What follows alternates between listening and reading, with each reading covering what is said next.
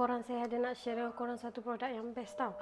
Terutamanya kalau korang yang tengah on budget dan tak nak beli produk yang mahal-mahal. Saya baru balik dari kerja ni tau. Dan korang boleh tengok kulit saya. Kulit saya elok. Makeup saya tak bercapuk.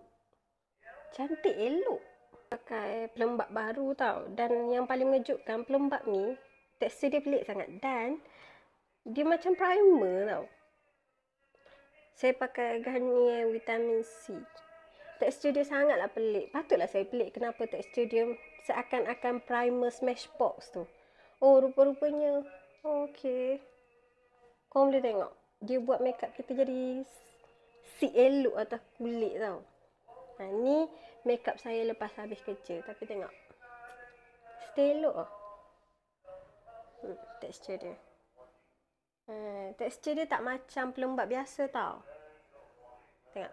Tekstur dia macam pekat. Macam primer gitu. Tapi okey lah. Kulit muka saya rasa macam lebih cerah sikit. Tengok. Makeup pun kekal okey.